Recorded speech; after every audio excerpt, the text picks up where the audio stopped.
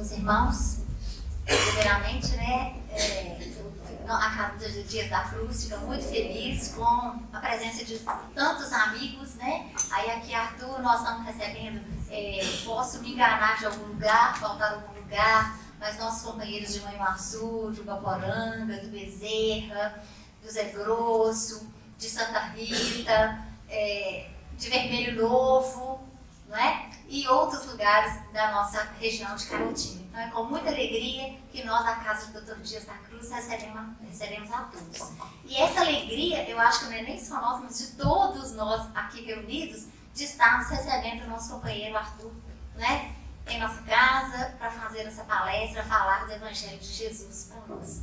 Então, muito obrigada, Arthur, já de antemão, né, por aceitar esse convite e vir, né, estar aqui falando do Evangelho do Cristo para nós. O Arthur é natural de Patrocínio, né, hoje ele reside em São Carlos, no interior de São Paulo, e trabalha na divulgação dessa doutrina tão maravilhosa que é o Consolador Prometido, né? Então agora nós vamos passar a palavra para o Arthur, né, que é o que nós estamos querendo escutar, né, gente? Boa noite a todos. Boa noite.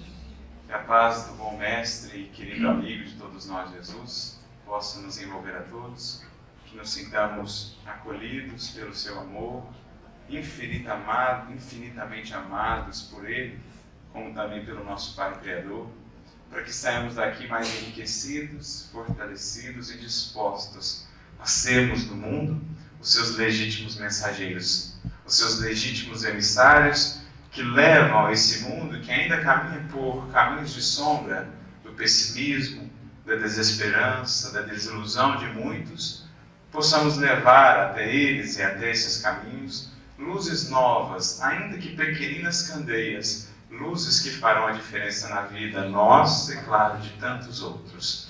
É com esse intuito que aqui nos reunimos, nessa comunhão fraternal, a qual agradeço pela oportunidade desde já de estar aqui, pelo carinho, pelo acolhimento com que fui recebido, nessa cidade que pelo pouco que pude conhecer, nesses momentos que estamos, já faz parte do nosso coração, pela beleza, não só do local, da cidade em si, do entorno, como também do sorriso e do coração das pessoas que nos receberam.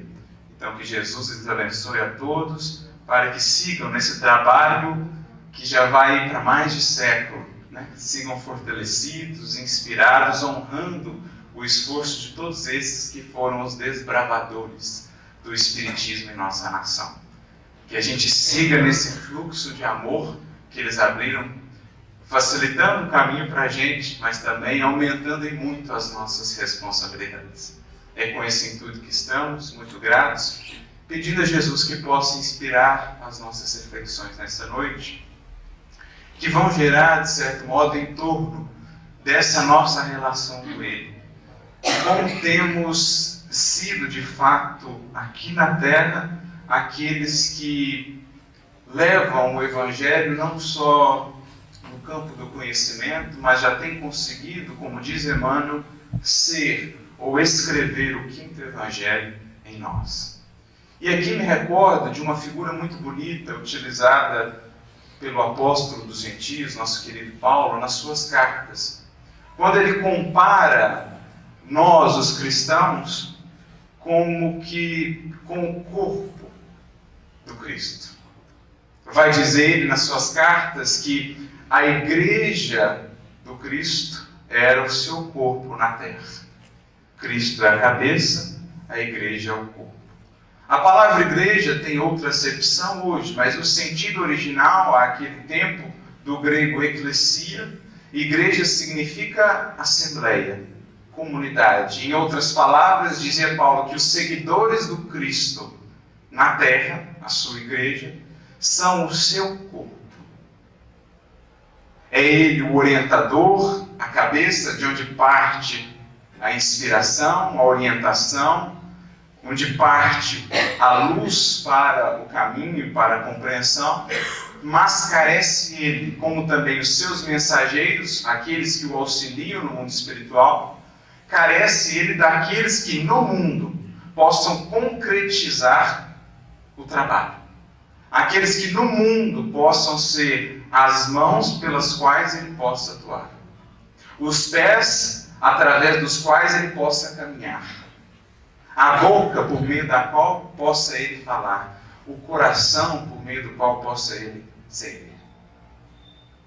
Então o grande convite a nós cristãos, seguidores do Cristo, independentemente da comunidade a que façamos parte, desde que tenhamos o Evangelho como norte de conduta, é sermos, aqui na terra, aqueles que materializam os planos, projetos e ações do Cristo, que descem incessantemente, aguardando mentes e corações sintonizados para efetuá-los, para efetivá-los.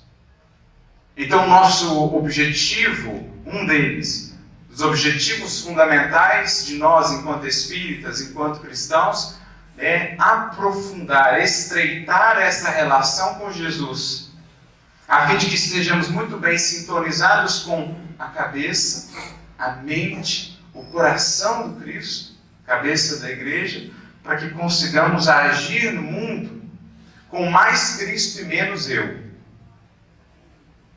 A fim de que consigamos atender àquela proposta que João Batista muito bem soube definir.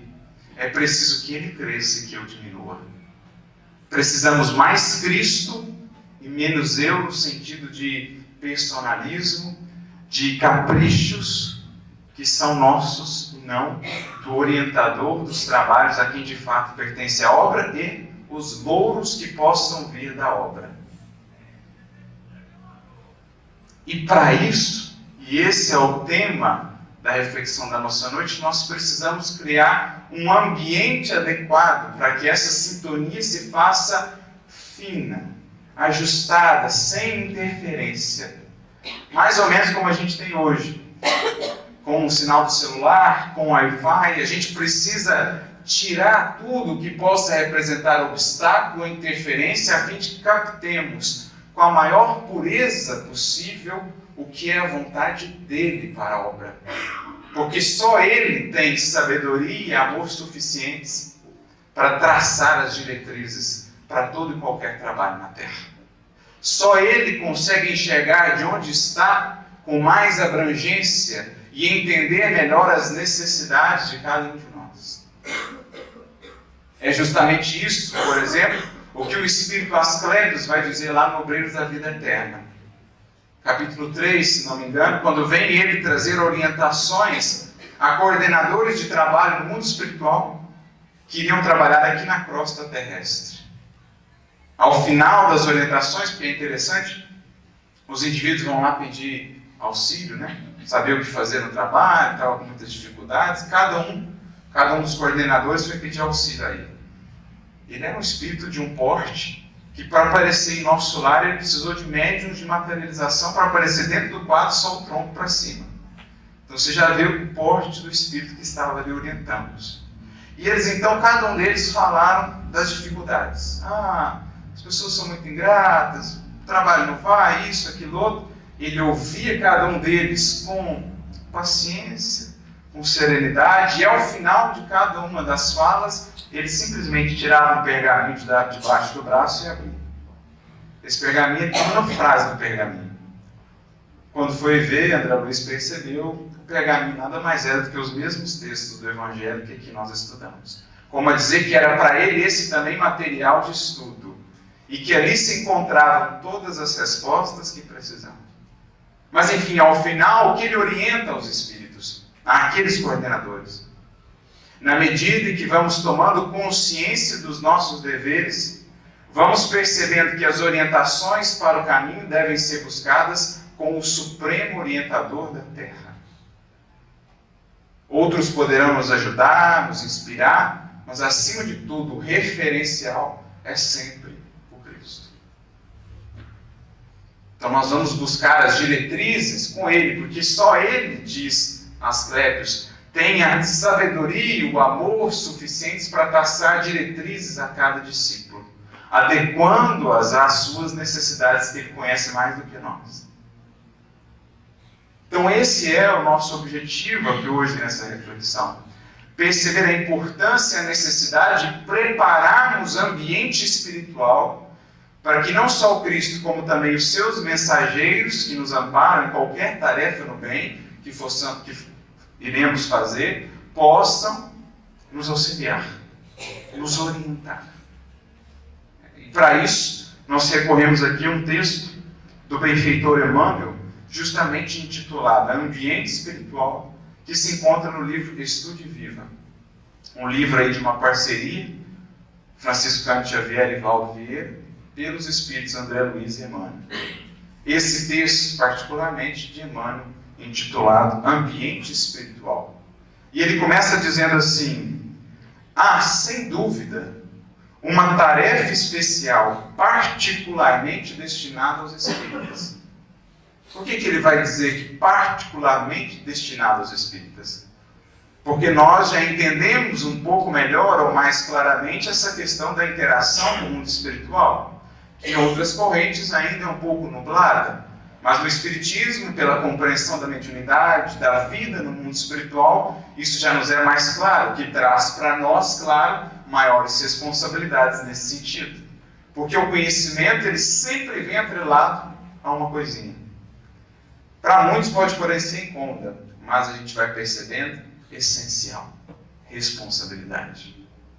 Não há como receber conhecimento sem receber junto novas responsabilidades, tendo em vista esse tesouro que foi investido em nós.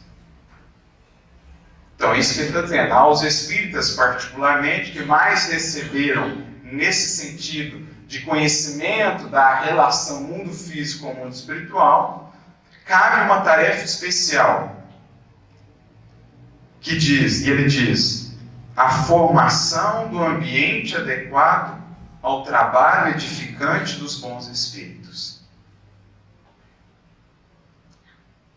Ou seja, entender melhor aquela frase que Kardec traz no Evangelho segundo o Espiritismo, por nós tão repetida: ajuda-te, que o céu te ajudará. Perceber que há uma parte que nos compete, tanto em termos individuais como coletivos, em qualquer tarefa que nos vinculemos, de ajudarmos com essa preparação, ajudarmos com essa sintonia, a fim de que eles consigam e encontrem espaço para nos ajudar, ajudando os outros também. Criar um ambiente interno em nossa alma, como também em qualquer trabalho que venhamos a fazer, de modo que, sintonizados com a espiritualidade superior, possamos conduzir o trabalho segundo as diretrizes do Cristo, e não do fulano, do ciclano, do beltrano. Fugindo ao personalismo. Perceber que, na verdade, a criação divina é como que uma grande sinfonia, na qual, na terra, o regente é o Cristo. E cada um de nós é um instrumento, chamado a servir em determinada circunstância, em determinada tarefa, em determinada frente de trabalho, mas sempre pensando no termo, ou em termos de coletivo, a fim de que a sinfonia como um todo não seja prejudicada. Então, se somos instrumentos a serem regidos pelo Divino Regente, precisamos afinar o instrumento que somos, aperfeiçoar, a fim de que a sinfonia se torne cada vez mais bela e harmoniosa, a fim de que o Cristo consiga, através das fibras do nosso coração, tocar para o mundo de maneira cada vez mais bela a divina canção do amor, do bem, da paz. Sermos melhores instrumentos, é disso que aqui hoje estamos falando. Mais afinados, sintonizados com Jesus. E claro, com os bons espíritos, os seus mensageiros. Conscientes de que somos sustentados por legiões de instrutores domiciliados em planos sublimes e informados de que ele se propõe a amparar a humanidade, será justo relegar tão somente a médiuns e fenômenos a cooperação com eles? Porque nos esquecemos disso. Embora não sejamos médiuns ostensivos, talvez, somos todos médiuns da vida, das forças da vida. E a que força temos servido? Efetivamente às legiões do alto, às legiões superiores, ou ainda aos interesses inferiores? Que tipo de médiuns intermediários temos sido? Todos nós, indistintamente, quer atuemos onde for, somos médiuns de alguma coisa. Estamos atendendo a serviço de alguma força. A questão é meditar bem a que força servimos. A do alto, que fecunda o mundo com novos valores, com novos horizontes, ou ainda aquelas que nos escravizam aos velhos paradigmas e aos velhos horizontes. É disso que ele está falando. Aliás, é necessário considerar que a mediunidade deve ser laboriosamente burilada a fim de refleti-los, os bons espíritos, e que os fenômenos quase sempre se perdem na cinza da dúvida ou na corrente tumultuária da discussão. Todos nós estamos convocados a colaborar com os mensageiros do Senhor, notadamente no sentido de preparar-lhes ambiente favorável à manifestação. Então, esse é o cerne da nossa reflexão nessa noite. Pensar um pouquinho mais em como temos zelado por essa preparação. E como temos ido um pouco mais além a cada dia, isto é, no processo de aperfeiçoamento constante, a preparação, a purificação desse nosso vaso mental, a fim de receber essas bênçãos que nos chegam do alto, sem contaminá-las. Ou mais do que isso, se estamos efetivamente abertos a isso. Porque essa será primeiramente uma escolha nossa. Se não nos ajudarmos, não é que o céu não vai nos ajudar, é porque encontram eles uma barreira criada por nós mesmos. Ou seja, há primeiramente uma abertura de nossa parte a ser feita. Quero realmente progredir. Quero realmente entender. Quando assim nos colocamos perante a vida, então eles encontram meios de nos auxiliar. Mas quando, por vários motivos, nos fechamos na rebeldia, na descrença, na revolta, no orgulho, no egoísmo, na cristalização, encontram eles barreiras quase intransponíveis para nos alcançar mais providencialmente, no sentido de nos orientar em caminhos de mais paz. É preciso que primeiro cada um de nós se abra a essa conexão mais profunda com o alto. E aqui eu me recordo de uma passagem que está no Evangelho de João, capítulo 20, versículo 22, que depois vai ser comentada por Emmanuel no livro Vinha de Luz, capítulo 11. Essa passagem conta ali o evangelista João de momentos após a crucificação de Jesus, quando ele volta e visita os discípulos no cenáculo onde eles estavam reunidos, sem saber acerca do futuro, como seria. Jesus então aparece ali materializado a eles e tem um gesto e uma fala muito simbólicos. Depois de conversar um pouco com eles, Jesus se levanta, assopra em direção a eles e diz: recebei o Espírito Santo. A linguagem do Evangelho. Jesus estava ali simbolicamente transmitindo-lhes a sua inspiração, a sua orientação, querendo fazer com eles essa comunicação mais profunda que seria orientadora das suas atividades dali por diante. Emmanuel pega esse versículo e com a sua perspicácia traz-nos uma mensagem belíssima, intitulada Abre a Porta. E ele diz assim: por que Jesus não enviou diretamente as suas bênçãos a eles? Por que ele usou o verbo receber? Por que ele simplesmente não lançou ali a sua inspiração, as suas bênçãos e seguiu? Por que ele pediu a eles que recebessem? E então Emmanuel, ao comentar essa passagem, diz que o Mestre não violentaria o santuário de cada um, nem mesmo por amor. Jesus não pode, perante a lei divina, arrombar a porta do nosso coração, nem mesmo amando-nos como Ele nos ama. Porque Ele nos respeita justamente por nos amar. Porque Ele sabe que essa é uma construção que deverá partir de nós a fim de que seja duradoura. Então, por isso Ele diz, recebei. Como a dizer, estou sempre dando àquele que quiser receber. Recebei. E Ele acrescenta, Emmanuel, cada espírito tem os seus tesouros e abrirá por si as portas sagradas da comunhão com o Eterno Pai. Cada um de nós tem o santuário íntimo, o santuário da consciência.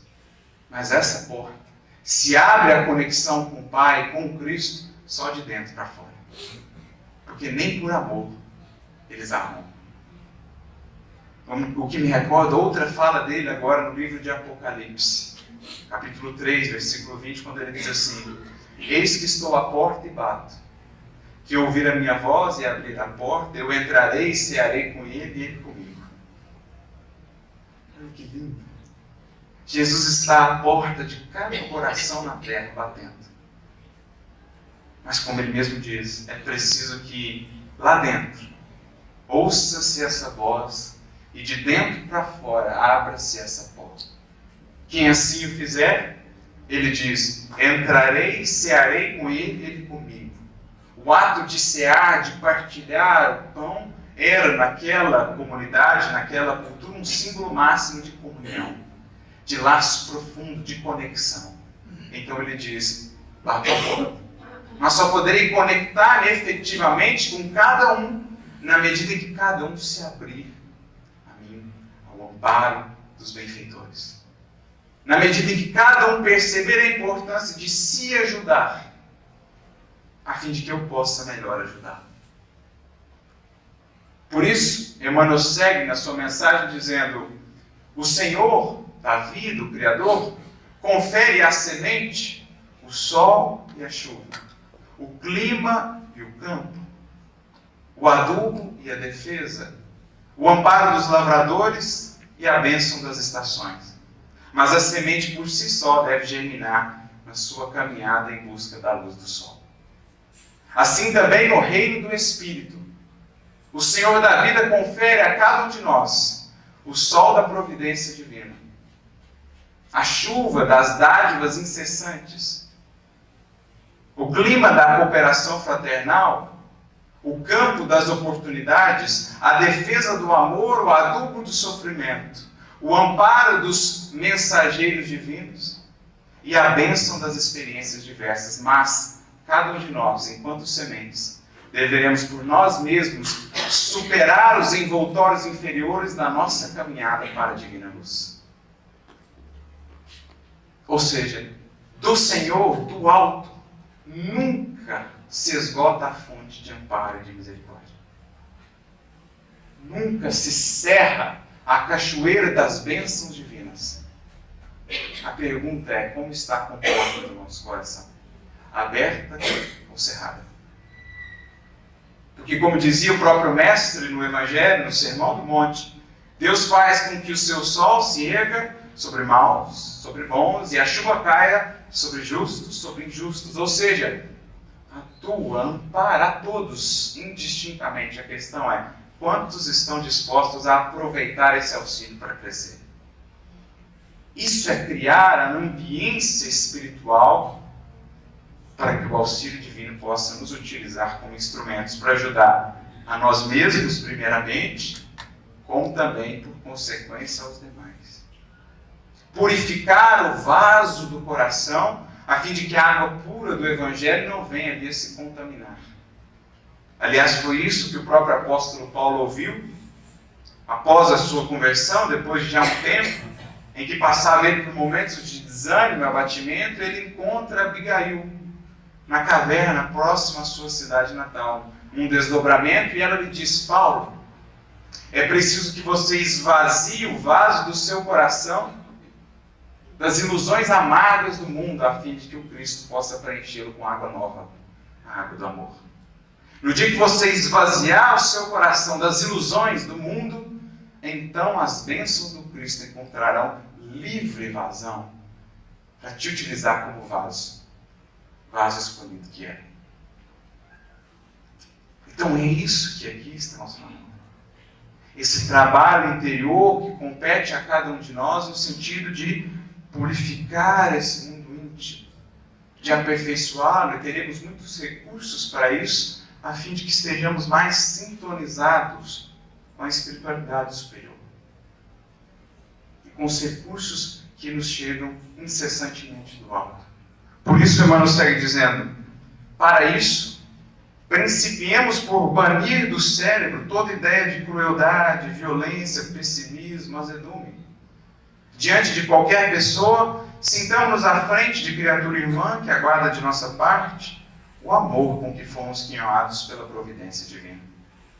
No repouso ou na atividade, no lar ou na via pública, atendamos à harmonização e à serenidade. Ou seja, é preciso cultivemos mais em nossas vidas esse trabalho diário de higienização e purificação interior. A gente não faz isso todos os dias com o corpo, para que ele se mantenha saudável, limpo, e por que não com o espírito? Por que a gente não higieniza todos os dias o nosso espírito? Me recordo aqui de uma parábola do Mestre, que vai justamente nesse sentido, Mateus capítulo 13, a conhecida parábola da rede, ou parábola da pesca. Jesus diz, o reino de Deus é como um pescador que fosse ao mar, lançasse a rede para pescar e pescasse todo gênero de peixe.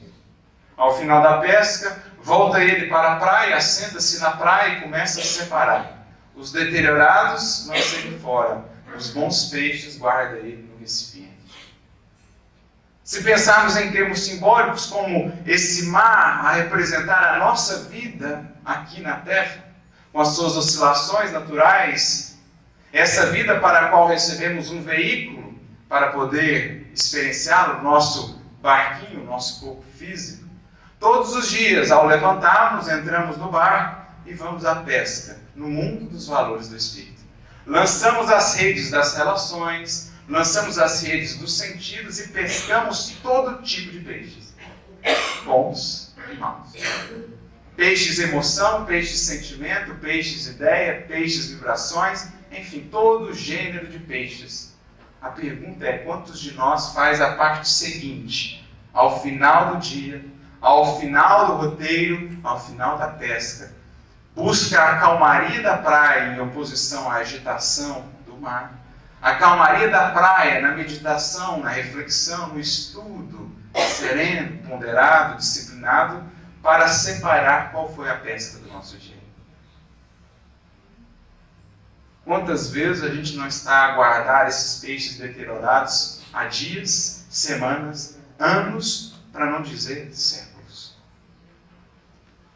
O que acontece quando a gente guarda peixe estragado? Algo de bom que não é. E é isso que Jesus está dizendo, há 2000 anos, antecipando a orientação de Santo Agostinho, que novamente no Livro dos Espíritos, na questão 919a, traz-nos a mesma ideia.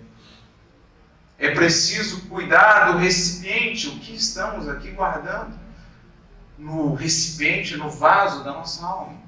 Porque como esperar que o Cristo possa nos utilizar como transporte da água pura da caridade, do amor, do bem, se encontra aqui ainda em nosso coração o vinagre da mágoa, da maledicência, do rancor, do ressentimento, do ódio gratuito, do ódio em geral, não só gratuito. Enfim, como esperar que essas duas coisas coexistam no mesmo ambiente? Impossível. Aliás, é isso que Jesus diz a uma pessoa que lhe perguntou, se não me engano está no livro de Jesus no Lar, capítulo 3, porque era tão difícil se transformar, e ele pergunta, qual que é a sua atividade? Ela diz, a gente produz queijo. O que é a primeira coisa que você faz? Eu preciso limpar muito bem o recipiente, porque senão eu coloco o leite ali e o leite azeda. Ele falou, pois bem, assim é. Se a gente não limpa muito bem o recipiente, por mais bom que seja aquele leite, ele vai azedar. Por mais inspirada, pura que seja a revelação e a inspiração que nos chega do alto, ela vai se contaminar pela ausência da purificação do coração.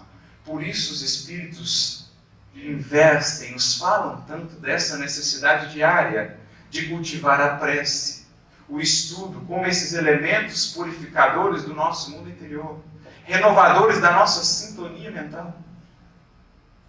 Me recordo de uma passagem que está nos Atos dos Apóstolos, capítulo 4, versículo 31, quando ele diz de maneira simbólica, e tendo eles orado, moveu-se o lugar em que estavam.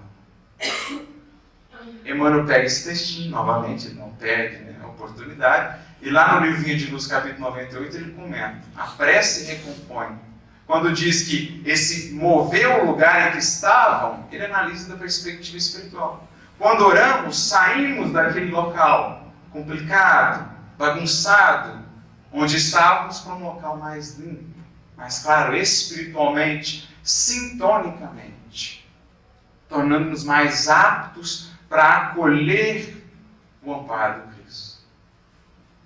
O que nos está relatado também, outra passagem muito bonita do Evangelho, agora em Marcos capítulo 8, a cura do cego de Betsaida. Essa é daquelas passagens assim que a gente se encanta com a dimensão do Evangelho quando a gente vai um pouquinho mais fundo. Jesus chega em Betsaida e tem ali as margens da cidade do cego.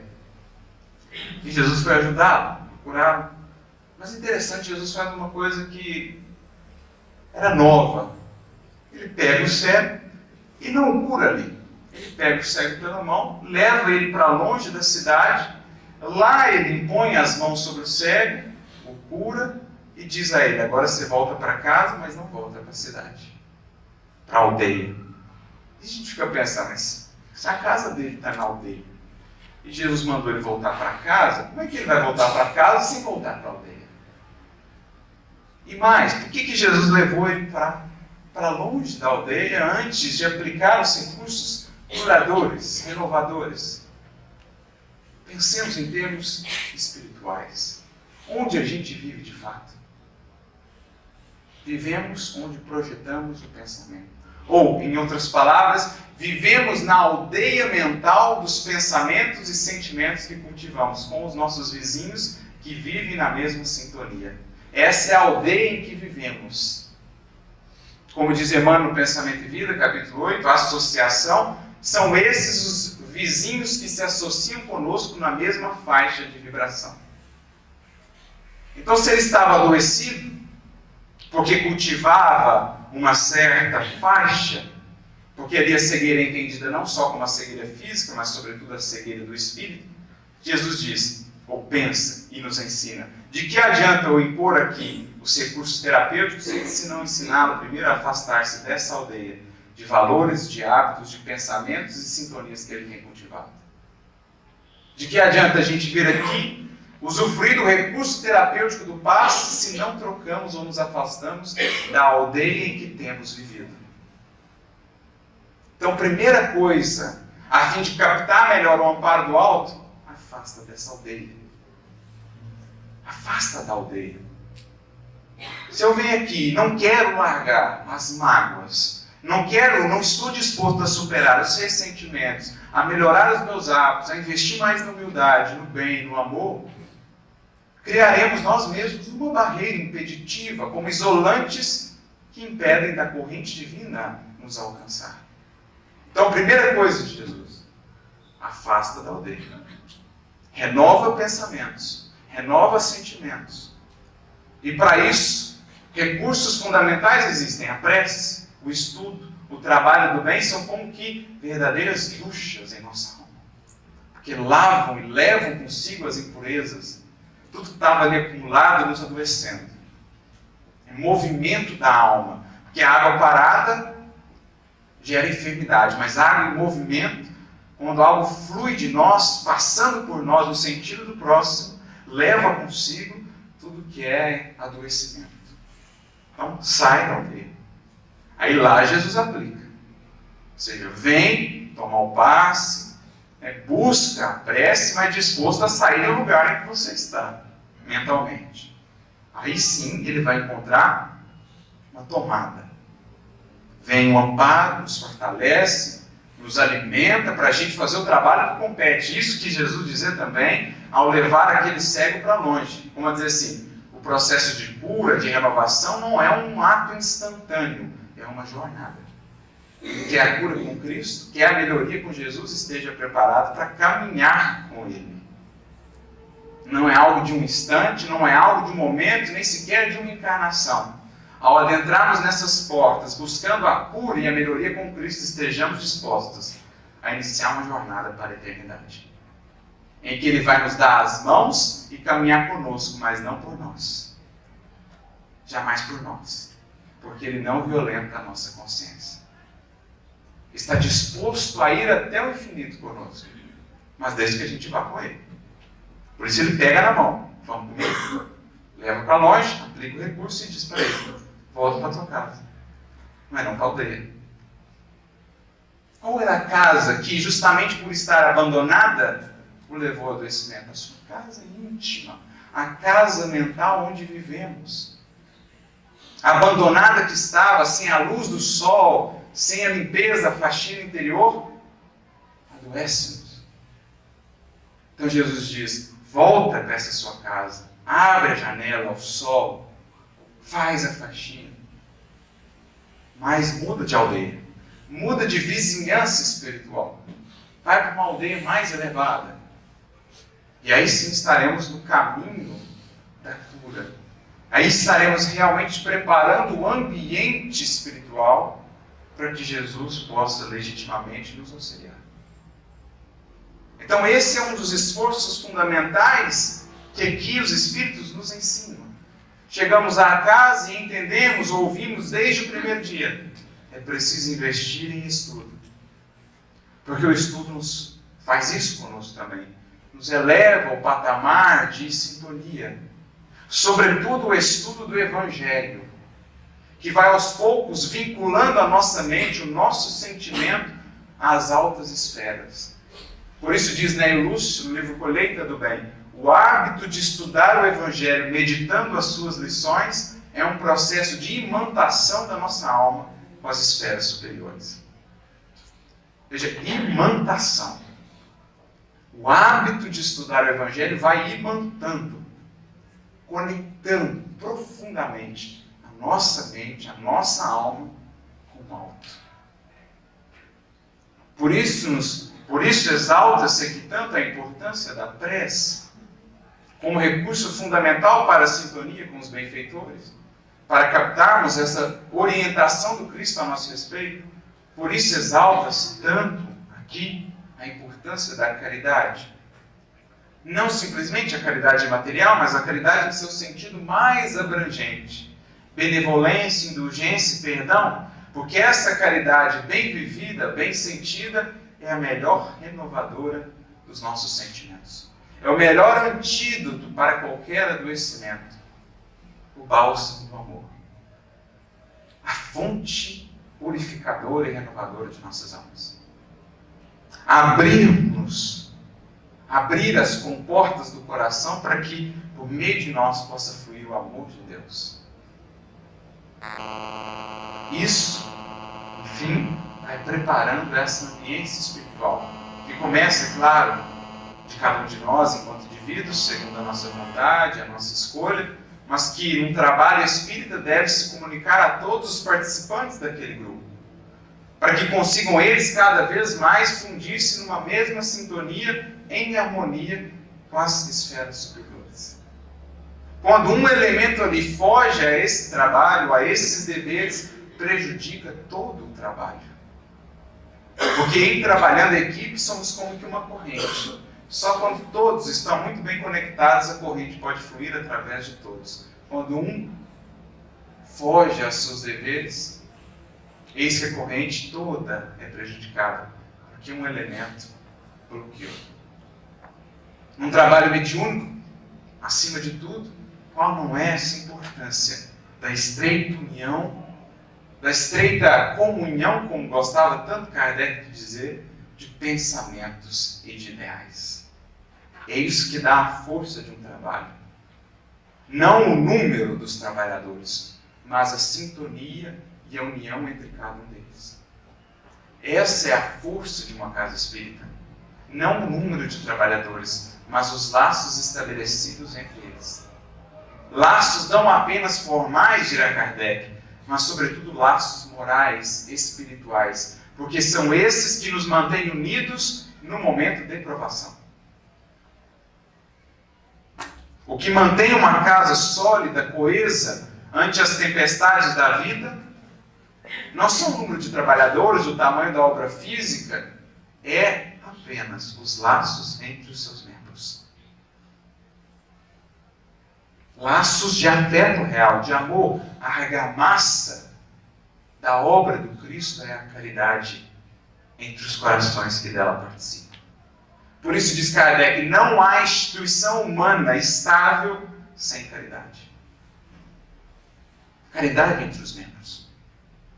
Porque uma coisa é, no momento da aprovação, você deixar um trabalho onde você era apenas mais um participante. Você era passista, você era palestrante, etc. Agora outra coisa é você deixar um trabalho onde você tinha amigos. É um laço frágil. A tempestade. Agora, amigos e irmãos. Pode rugir o vento que for. Não nos afastamos. Porque o laço é inquebrantável. Argamassa. Essa era a força do corpo, da cabeça, da igreja do Cristo. A união entre cada membro. Cada um percebendo-se como dedicado a uma função. Cada um valorizando a sua e a função dos outros. Mas todos percebendo que era um corpo só. Um corpo só. E quando esquecemos disso, a mão acha que é mais importante que o olho acha que é mais importante que o pé, o coração acha que é mais importante que o estômago, e daqui a pouco começa a separação. Por quê? Faltava a unidade no trabalho. Não no sentido de uniformidade, mas comunidade, unidade comum. Ideais, propósitos, sentimentos que nos unem. Cada um com a sua tarefa, cada um com a sua função. Então, trabalhar ambiente espiritual em termos coletivos é isso. Criar essa corrente harmoniosa, em que possa fluir por toda ela a corrente do Cristo. Criar essa unidade de espírito, pelo vínculo, como diz o apóstolo Paulo na sua carta, a unidade do espírito pelo vínculo da paz. A paz entre nós, a harmonia entre nós. E por isso Emmanuel segue dizendo mais adiante, não vou ler a mensagem inteira porque é extensa, é forçoso recordar, sobretudo, que os alicerces de qualquer ambiente espiritual começam nas forças do pensamento. Há inclusive um livrinho do Emmanuel, dos mais profundos, embora fininho, Pensamento e Vida. Como a nos dizer que a nossa vida nada mais é do que o reflexo do que viemos pensando. Então, a base, o alicerce é pensamento. Renovar pensamento. E por pensamento em Emmanuel não se entenda apenas intelecto. Pensamento em Emmanuel é coração e mente. Coração e intelecto. Coração iluminado, plasmando ideias sublimadas, que geram palavras e ações nobres, que definem um destino promissor. Isso é pensamento.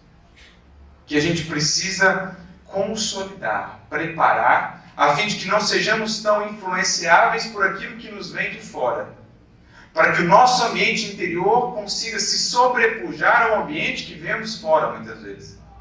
Que na Terra é ainda, muitas vezes, um ambiente de pessimismo, de desesperança, de revolta. Como suplantar isso e influenciar e não se deixar influenciar? Se não construímos essas bases sólidas. Por isso diz o apóstolo Paulo, há 2000 anos, na sua carta aos Romanos, lá no capítulo 12, versículo 2. E não sede conformados por este mundo, mas transformai-vos. Veja o que ele diz. Não deixe o mundo, o ambiente de fora, conformar o seu ambiente interior, mas pelo contrário, transformai-vos pela renovação da vossa mente, para que você seja um elemento transformador. Para que você, onde estiver, faça a diferença e não seja mais um moldado pelos valores que aí estão. Então não sede conformados, moldados por este mundo, mas transformai-vos pela renovação da vossa mente, a fim de que saibais qual é a boa, justa e perfeita vontade de Deus a vosso respeito. Olha a visão desse homem há tanto tempo. Somente criando essas bases sólidas, essa clareza de pensamento e essa sintonia, vamos conseguir captar realmente a vontade de Deus a nosso respeito, sem deixar com que as influências e pressões do mundo nos moldem.